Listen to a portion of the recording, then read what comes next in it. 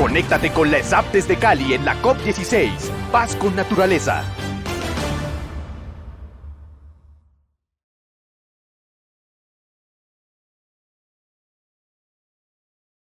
Agradecemos a quienes nos acompañan y se encuentran conectados en este momento en nuestro canal de YouTube ESAP Oficial. Vamos a dar inicio a este conversatorio en el marco de la COP16, nuestro conversatorio de la Escuela de Mujeres, nuestra Escuela de Empoderamiento y Participación Mujeres Potencia el Cambio. Tendremos este espacio aquí con dos expertas en temas ambientales en un conversatorio denominado Equidad de Género en la Acción Climática hacia un futuro sostenible.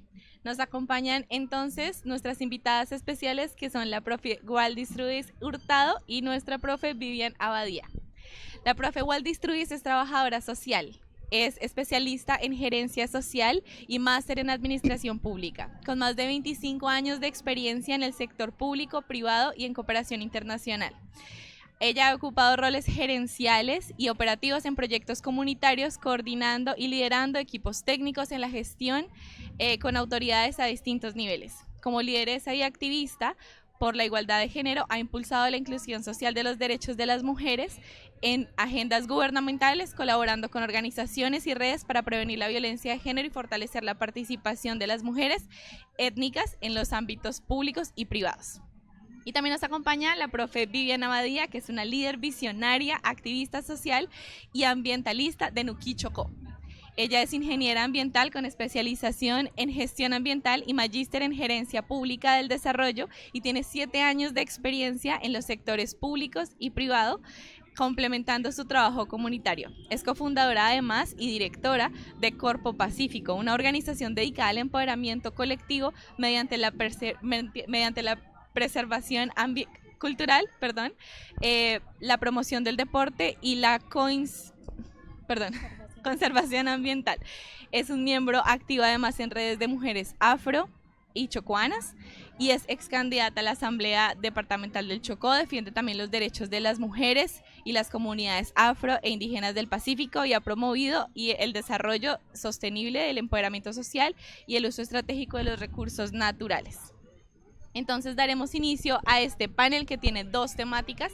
El primero es el liderazgo femenino en las soluciones climáticas, una visión de la participación y la toma de decisiones de las mujeres en este tipo de escenarios. Y el segundo panel es hacia una justicia climática con perspectiva de género, estrategias políticas para la igualdad. Entonces, bueno, daremos inicio con una introducción corta de ustedes, de lo que esperamos de este espacio y de lo que esperamos todos aprender. Si quieres, profe Waldis, empieza. Bueno, muy buenos días, de verdad que es muy grato estar compartiendo en esta mañana con todas las personas que se encuentran aquí presentes en este espacio, como también a todos los que nos siguen en las redes sociales. Realmente para nosotras y personalmente como Waldis Trudis, perteneciente al equipo de capacitación de la red, quiero manifestar que en este espacio podemos poner las voces de las mujeres en su diversidad étnica, afrodescendientes, indígenas, mestizas, y sobre todo reconocer en esas voces ese trabajo mancomunado que las mujeres han hecho en territorio para garantizar la supervivencia de los ecosistemas, para proteger la biodiversidad, y hoy tenemos la gran oportunidad de compartir con ustedes este espacio. Bueno, la verdad estoy muy emocionada por compartir este espacio con ustedes. Buenas tardes para todos, buenos días para todos y para todas los que nos acompañan tanto presencialmente como por las redes sociales. Es un honor para mí estar aquí con ustedes. Considero que este es un espacio que se debe aprovechar para visibilizar las voces de las mujeres de todas las etnias, ¿no? Tanto afrocolombianas como indígenas, campesinas, mestizas, que desde las ruralidades hacemos esa resistencia y esa contribución en la lucha contra el cambio climático, pero también desde las zonas urbanas, ¿no? A partir de los movimientos ambientalistas y colectivos de mujeres. Entonces estoy aquí para aprender también, para desaprender y para dar mi aporte en esta conversación. Muchas gracias. Tendremos un espacio de conversación en donde podremos hacer algunas preguntas. También si alguien en el público tiene alguna pregunta, podremos ir respondiendo en este en vivo. La primera pregunta que tenemos para este espacio es ¿cuáles son los principales obstáculos que enfrentan las mujeres para acceder a espacios de toma de decisiones climáticas, tanto a nivel local como a nivel global? ¿Cómo podrían superarse esos obstáculos? ¿Cuáles son y cómo podrían superarse, profe Waldis? Bueno, es muy importante resolver y entrar a analizar un poco esta pregunta, porque tenemos que hacer un abordaje multidimensional, ¿sí? Multinivel, de todas las barreras que las mujeres encuentran para acceder a espacios de participación y por ende a espacios de toma de decisiones. Y en este caso que nos estamos refiriendo precisamente a la toma de decisiones frente a las políticas públicas que tienen que ver con esa mitigación y con esa resiliencia frente a las afectaciones que tiene el cambio climático para las mujeres y también para las comunidades. Consideramos que una de las barreras es la invisibilidad de las mujeres. Otra de las barreras que encontramos está sujeta también a esa falta de poder político en los escenarios de toma de decisiones. Esto es fundamental y yo creo que es una de las barreras en las cuales tenemos que trabajar muy fuerte, porque es tener esa participación, tener esas voces, tener esa capacidad de poder intervenir en la toma de decisiones, tiene que generar un rompimiento de esas brechas que han permanecido históricamente, que nos han excluido, que nos han discriminado y nos han invisibilizado. Por otro lado, también podemos decir que necesitamos tener información estadística real que sustente también el trabajo que las mujeres hacen para la resiliencia climática. Necesitamos esas estadísticas porque esas nos permiten también y permiten a los gobiernos locales, regionales, nacionales y globales entender cuál ha sido esa dinámica de participación y de aportes que las mujeres han hecho. Entonces hay muchas barreras, barreras económicas, barreras mismo culturales, ¿sí? Y el desconocimiento de ese saber ancestral que las mujeres han tenido históricamente para resolver todas estas afectaciones climáticas y mantener la protección de la biodiversidad. Yo creo que la primera mirada que tenemos que hacer es una mirada plural, una mirada étnica, racial y diversa frente al conocimiento de la ancestralidad y el cuidado de la naturaleza. Y eso como parte fundamental, ¿sí? Parte fundamental para poder deconstruir esas brechas y avanzar en este proceso de sostenibilidad y desarrollo. De acuerdo, muchas gracias, profe Viviana. Sí, definitivamente es un espacio en el que también se aprende, ¿no? De una eminencia como la doctora Waldis. Considero que sí, me siento identificada con esa línea. Las mujeres enfrentamos muchísimas barreras en las cuales yo las podría resumir principalmente en dos tipos. La primera son esas barreras estructurales que han existido en instituciones, ¿sí? Y en legislaciones que nos excluyen a nosotras de los escenarios de participación y de poder.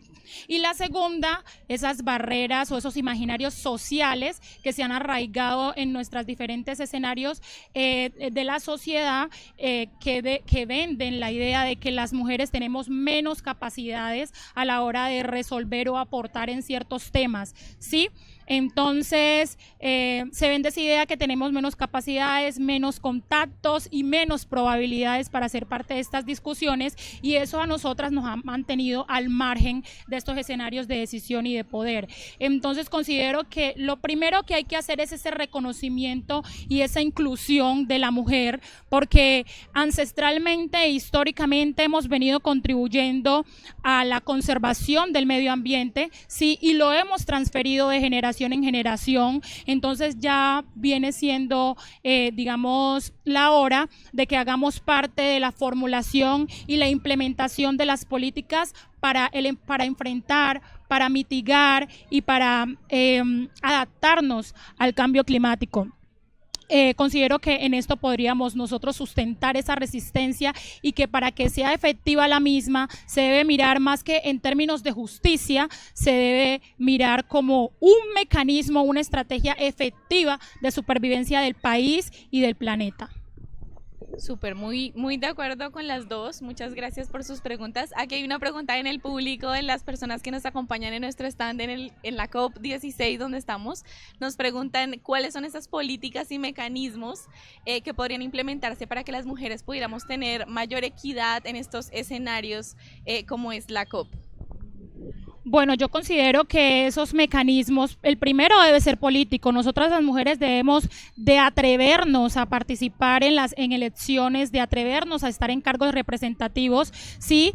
Y a su vez, estas políticas deben incluirnos a nosotras las mujeres en las mismas, por ejemplo, de una manera igualitaria, así como está la representación del hombre, también debe estar la de la mujer, así como se definen presupuestos para la lucha digamos, del cambio climático en el aspecto masculino, de esa misma manera se debe hacer reconocimiento a la mujer y así podemos nosotros pretender ser más resilientes, ¿sí? En función del hogar, teniendo en cuenta de que nosotras las mujeres, digamos, hacemos parte o ha quedado sobre nosotras la responsabilidad del hogar. Entonces, cuando nosotras tengamos más recursos, tanto de capacidad, de capacitación, como financieros para hacerle frente a la crisis, esta va a ser de una manera más efectiva. Gracias. Bueno, una de las cosas de los retos y desafíos que hoy tenemos es avanzar hacia una justicia ambiental, pero esa justicia ambiental debe pasar por una justicia social, ¿sí? Y esta justicia social tiene que ver mucho con esa representación en los espacios de toma de decisiones.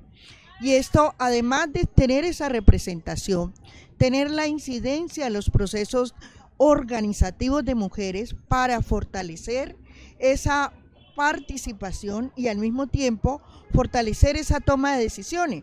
Además, dentro de los gobiernos locales, regionales y globales, debe haber una gobernanza territorial donde las mujeres participemos y tomemos decisiones. Las decisiones se tienen que tomar es con las voces, con los intereses, la demanda de las mujeres. Tenemos ejemplo, las mujeres son las que más trabajamos la tierra, sin embargo somos las que menos poseemos la tierra. Las mujeres hacemos todo un proceso de conservación de la semilla para garantizar la seguridad alimentaria, para garantizar que esas semillas no mueran, es decir, hacemos todos esos trasplantes, sin embargo no poseemos recursos para continuar con esos procesos o no recibimos esa bonificación de ese trabajo que hemos realizado. Entonces, otro elemento que debemos tener en cuenta es el empoderamiento económico y la planeación de recursos de manera que tengan un enfoque de género étnico-racial. Esto es importantísimo. Otro elemento que creo que vale la pena y que se debe trabajar es todo lo que podemos hacer con esa transferencia de conocimientos.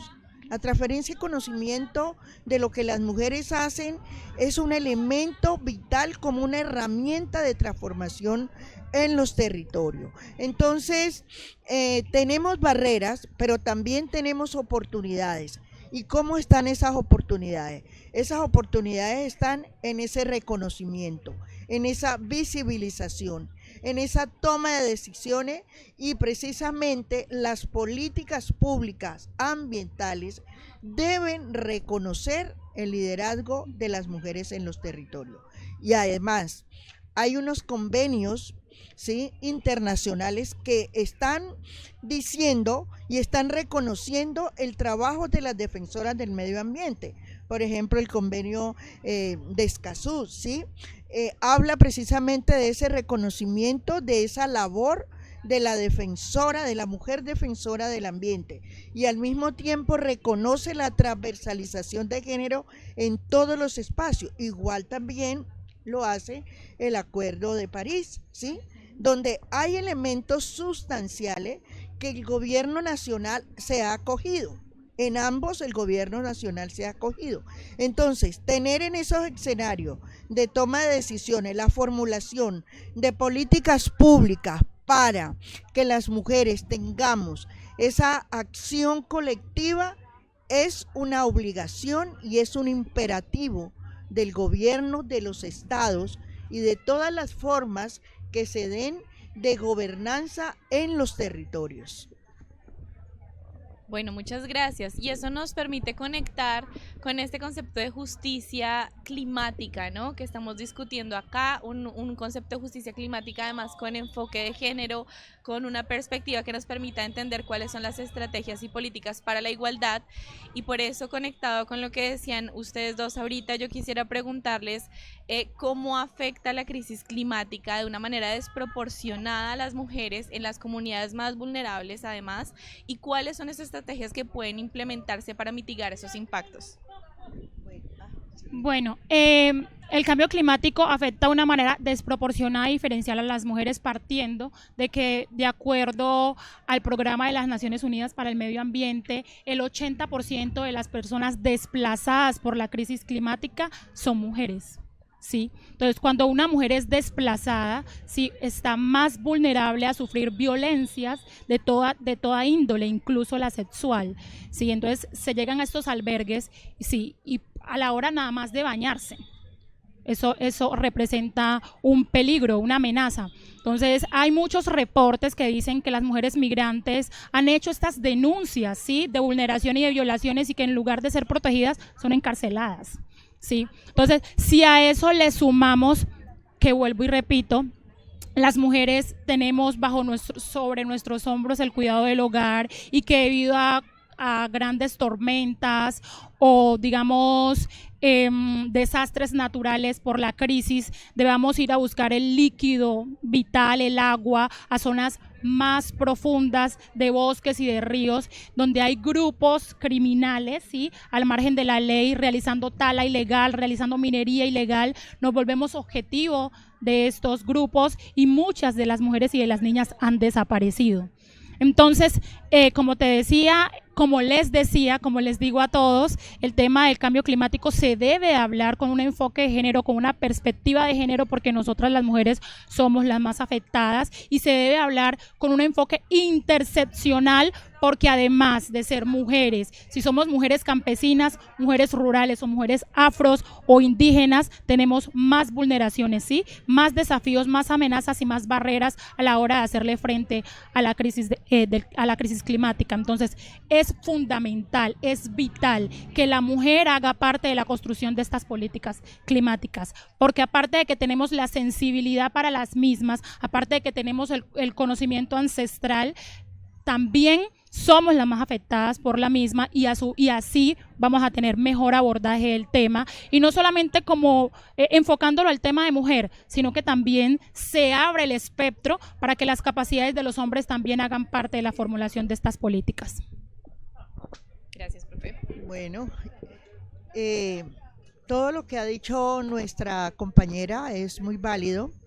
Simplemente quisiera agregar que hay que enfatizar en un hecho, que la afectación en las mujeres y en las niñas por los efectos del cambio climático son muy grandes. Y son muy grandes porque, como las mujeres tenemos un rol de cuidadoras, de guardianas, entonces frente a las múltiples circunstancias que se dan, las mujeres salimos a buscar soluciones inmediatas para nuestra familia, nuestros hijos. Por esa la situación que se presenta en un tema de desastre. ¿Quiénes son las más afectadas? Las mujeres y las niñas. Y ahí también lo dice, ONU Mujer también lo dice, que de cada 5 mujeres, ¿sí?, o personas que son afectadas por el cambio climático, 4 son mujeres y niñas, ¿sí? Entonces, ¿esto qué nos está diciendo? Que la vulnerabilidad y la vulneración de derechos hacia las mujeres es muy grande, por ser ellas mismas cumplidoras de ese rol. Entonces, ¿qué tenemos que hacer frente a eso? Buscar los mecanismos que están explícitos y que se deben generar, como es la participación en la toma de decisiones. Mire, en los procesos de ayuda humanitaria, las mayores violencias están en las mujeres rurales. Precisamente, primero porque tienen que salir a buscar cómo proveer su alimento o el agua, o cómo ir más lejos para buscar leña para poder satisfacer las necesidades. Allí están expuestas a los diferentes grupos criminales, al abuso sexual, por eso tenemos a veces embarazos precoces, también tenemos matrimonios infantiles, o sea, hay una gran afectación del cambio climático en la vida de las mujeres y las niñas, y en las comunidades negras es donde más, incluso también las comunidades indígenas, se siente esta afectación por la vulneración que hay de sus derechos y la falta de una infraestructura que les permita poder satisfacer. La situación de salud, por ejemplo, cuando hay todos estos desastres naturales que se dan, como el que estamos viendo y hemos visto en estos días, ¿sí? Nos damos cuenta que muchas son las mujeres las que fallecen y muchas también son las mujeres que están haciéndole frente a cómo recuperar a su familia y cómo proteger y brindar ayuda, pero no tienen los recursos económicos, a veces tampoco tienen la formación y por otro lado tampoco son tenidas en cuenta sus decisiones tanto en la prevención como en la acción misma de protección y cuidado. Bueno, muchas gracias. Y tenemos aquí una pregunta en el chat que nos pregunta una persona desde Villavicencio, ¿cuáles son esos enfoques de justicia climática con perspectiva de género que se están implementando en Colombia o que deberían ser implementados en Colombia, que hemos visto en el marco de esta discusión de la COP, y cuál es el impacto que han tenido? Bueno, yo creo que los enfoques de prevención frente a esta justicia ambiental y frente a todo el efecto que tiene el cambio climático, tiene que ver, un primer enfoque está con la educación ambiental. Creo que es fundamental y es básico todo el proceso que se está gestando en los diferentes escenarios y niveles, tanto institucional como comunitario, del cuidado del ambiente y cómo hacer también todo ese cuidado desde la infancia a través de diferentes procesos que tienen que ver con la reforestación, por ejemplo, de los manglares. Si nosotros miramos las mujeres piangüeras, ¿sí?, del Pacífico, ellas han empezado una tarea de reforestación del manglar y cuando capturan una piangua, es decir, un molusco de tamaño pequeño, no lo utilizan, sino que lo devuelven. Entonces, todo eso son prácticas que muchas veces no son visibilizadas. Sabemos también que a través de organizaciones que están trabajando con ella, le están dando herramientas y habilidades para poder tener el cuidado de las playas, la recolección de basura. También es un trabajo que se está haciendo a través de los diferentes consejos comunitarios para la limpieza, porque el mar se está llenando de mucho plástico, de muchos elementos de residuos que lo contaminan y afectan, por ejemplo, cuando las ballenas van a tener sus ballenatos a las playas del Pacífico, a las aguas del Pacífico. Entonces también se está trabajando con los niños, con los jóvenes en esto. Yo creo que el Ministerio de Ambiente, dentro de su política ambiental, ha tomado, sí, precisamente en la política, ha tomado lineamientos para la incorporación de la perspectiva de género y étnica en estos procesos de educación. Y además de eso, estamos haciendo una campaña que se hace a través de la difusión de todos estos acuerdos internacionales que tienen que ver precisamente con esa participación decisiva y que los gobiernos asignen recursos. La COP16 es un espacio y ha sido increíble porque pues estamos aquí en Cali y todos nos hemos volcado, los diferentes actores nacionales, internacionales, y nosotras las mujeres hemos puesto la voz y el sentido, es decir, le hemos puesto los 5 sentidos a que podamos ser partícipe, y podamos ser también constructora de esas recomendaciones donde se nos reconozca a la población afro como pueblo, ¿sí? Y a las mujeres que estamos allí se nos reconozcan en ese valor que hemos hecho y que hemos aportado para el cuidado y para la prevención de todas las afectaciones que tiene el cambio climático. Bueno, yo considero que se han venido haciendo pininos, tanto en acciones como en legislación, para hacerle frente a la crisis y para el reconocimiento de la mujer, pero es necesario, ¿sí?, fortalecer el empoderamiento económico, y para eso se requiere que los países que más han afectado al planeta en cuestiones de generar gases de efecto invernadero para generar la crisis climática en la que hoy vivimos, se deben poner la mano, ¿sí?, en la toma de decisiones y en donar o en implementar recursos para que este empoderamiento de la mujer sea en función de articular esos conocimientos ancestrales y locales con áreas como la tecnología, la ciencia, la matemática, la ingeniería, de manera de que estas soluciones sean más innovadoras. Entonces, ese empoderamiento económico debe ir de la mano del empoderamiento educativo y a su vez el reconocimiento del conocimiento ancestral, para que de manera articulada se le pueda hacer mayor, digamos, lucha, o podamos enfrentar de una manera más concreta y efectiva el cambio climático.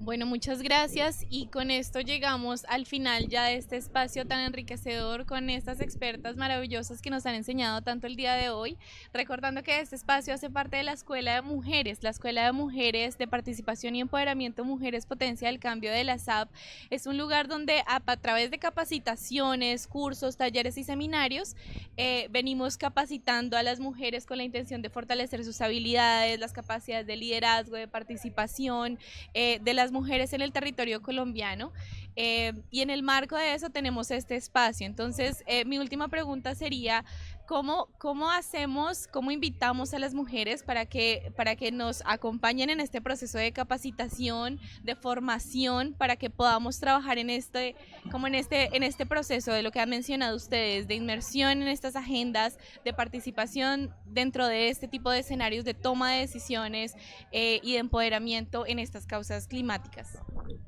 Bueno, yo considero que el eslogan de la COP es muy diciente, ¿no? La paz con naturaleza. No puede existir paz con naturaleza si las mujeres no hacen parte de esa paz con naturaleza. ¿Sí? No puede existir paz con naturaleza si no se hace ese reconocimiento de las contribuciones de las mujeres, y no puede existir paz con naturaleza si no seguimos haciendo resistencia en los escenarios donde se toman las decisiones y donde se formulan las políticas. Entonces, mi llamado a la acción es que como mujeres nos atrevamos, ¿sí? Nos atrevamos a alzar la voz, a ser parte de estos espacios, a capacitarnos, ¿sí?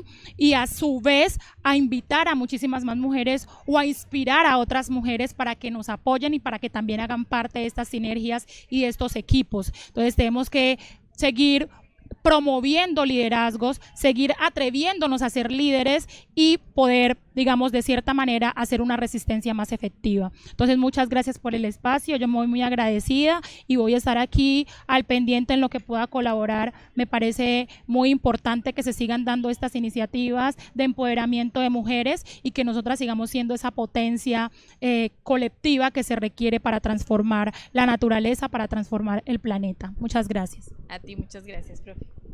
Bueno, de verdad que escuchando todo lo que dice nuestra compañera y llevándolo a esa capacidad que tenemos las mujeres y a esa capacidad de resiliencia y al mismo tiempo de inspiración.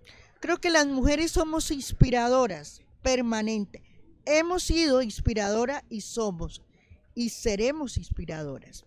Entonces, ¿cómo fortalecer esta acción de la acción climática de nosotras las mujeres frente a estos efectos tan desproporcionados que tienen en la vida de cada una, tanto a nivel rural como a nivel urbano, porque ya lo hemos visto, ya lo hemos planteado, hay afectaciones económicas, políticas, frente a la salud, frente a la educación. Entonces, un primer paso es la capacitación, la educación permanente que se debe dar desde el escenario escolar, básica primaria, con los jóvenes en la básica secundaria, con los universitarios en los pregrados y también a nivel de los posgrados y doctorados. Es importante porque todos somos parte de esa naturaleza, somos parte de este ambiente vivo. El segundo elemento, cuando tenemos esas herramientas, cualificar esas herramientas. Y esas herramientas cualificadas como mujeres nos permiten fortalecer los procesos organizativos que tenemos y las líneas de trabajo que están orientadas a ese cuidado y esa protección. Fortalecer a las mujeres rurales como líderes y además de líderes, como también cuidadoras naturales y promotoras también de esa paz sostenible en los territorios, es un reto muy grande y un desafío que no podemos perder todos los días.